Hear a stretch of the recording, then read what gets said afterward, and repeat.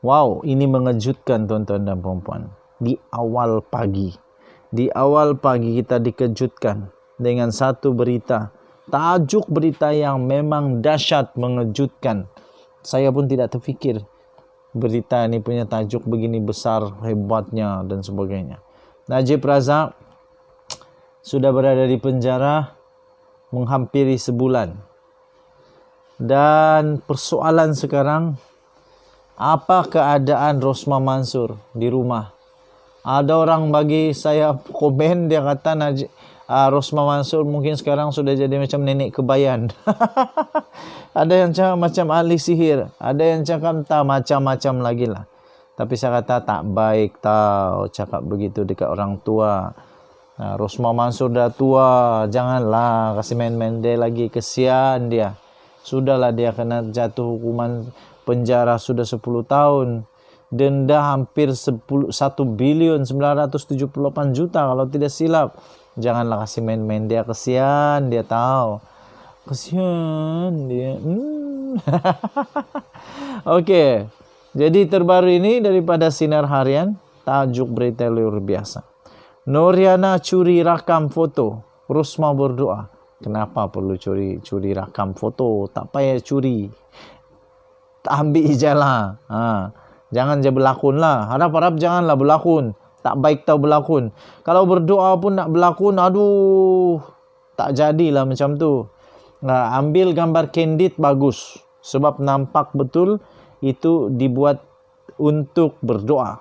Tapi kalau lakonan, manalah tahu macam saya dulu kan bergambar dengan ikan, ambil ikan yang dapat daripada mancing.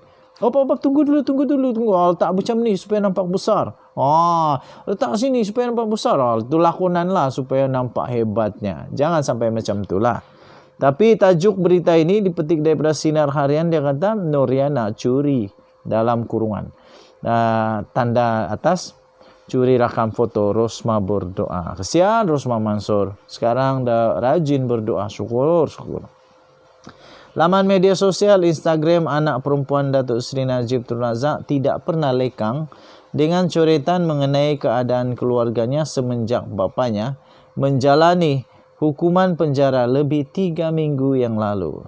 Terbaru, Noriana Najwa berkongsi kesedihan dan kekosongan yang sedang dirasai oleh ibunya, Datin Seri Rosmah Mansur, di saat suami tercinta tiada di sisi.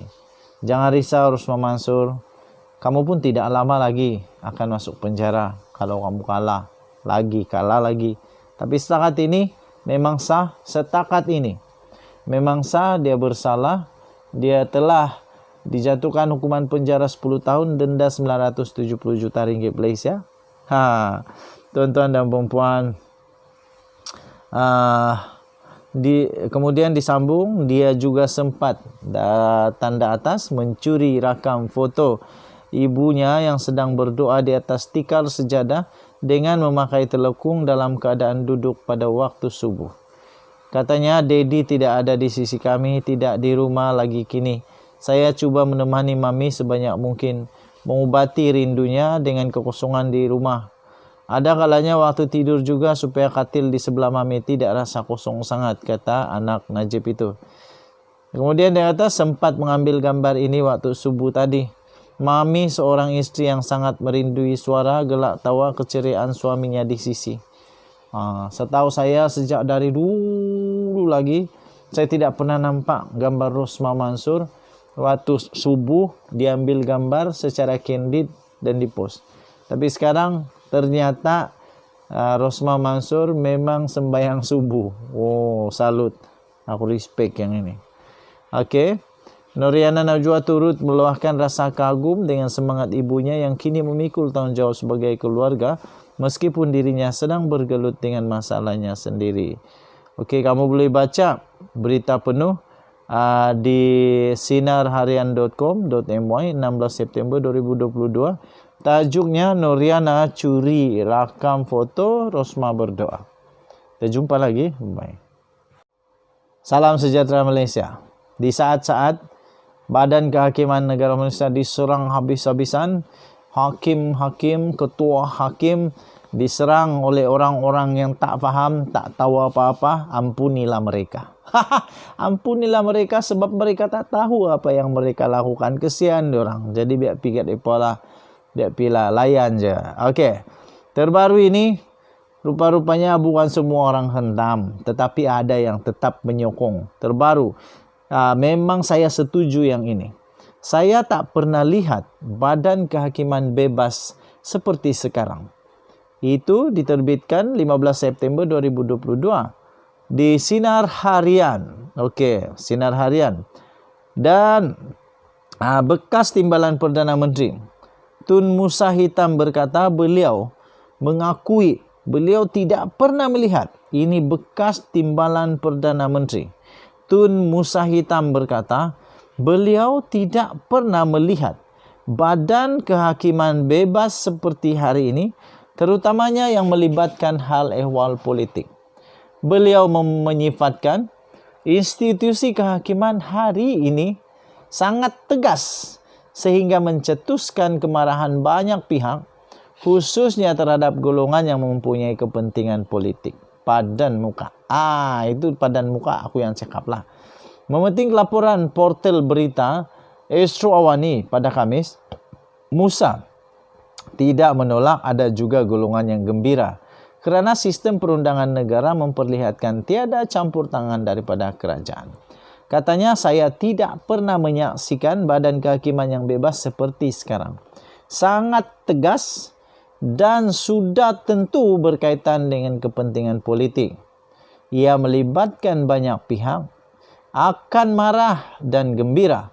Tetapi perkara yang kita perlu berpegang pada prinsip tidak campur tangan yang pernah anda lihat padanya. Jelasnya, syukurlah kalau betul ini terjadi. Ini yang dinantikan oleh seluruh rakyat Malaysia. Musa berkata demikian dalam satu sidang akbar selepas beliau merasmikan sambutan Hari Malaysia, Persatuan Disleksia Malaysia di Ibu Negara pada Khamis. Beliau berkata demikian sebagai mengulas keputusan daripada mahkamah berkaitan kes penyelewengan dana serta rasuah yang menyaksikan beberapa ahli politik telah dijatuhkan hukuman. Tambah Musa, kebebasan badan kehakiman perlu dipertahankan bagi memastikan prinsip keadilan terus ditegakkan di negara ini. Katanya, jika anda terlibat secara emosi, anda mungkin tidak gembira. Sangat jelas dalam badan kehakiman, kita adalah bebas. Malah peguam adalah sebahagian daripada isu kebebasan institusi ini, katanya. Tambahnya, yang ini aku salut betul-betul. Sebab itu, dulu saya pernah mau supaya orang viralkan Hakim Hero Negara, hashtag Hakim Hero Negara. Dia menutup kenyataannya dengan berkata, tetapi bagi saya, setakat ini dalam hidup saya, ini tidak pernah sebebas yang saya saksikan dalam hidup saya, ujarnya lagi. Wow, tahniah diucapkan kepada Badan Perundangan Negara Malaysia, terutamanya Perdana Menteri PM Datuk Seri Ismail Sabri Yaakob yang dapat betul-betul mempertahankan kebebasan perundangan ini, dapat mempertahankan kedaulatan undang-undang tanpa rasa takut ditekan oleh mana-mana pihak. Nah, akhirnya negara Malaysia semakin dilihat. Salut Malaysia. Sekali lagi, Dunia Nadi, Suara Rakyat terus bergema di channel ini. Kita jumpa lagi. Bye-bye Malaysia.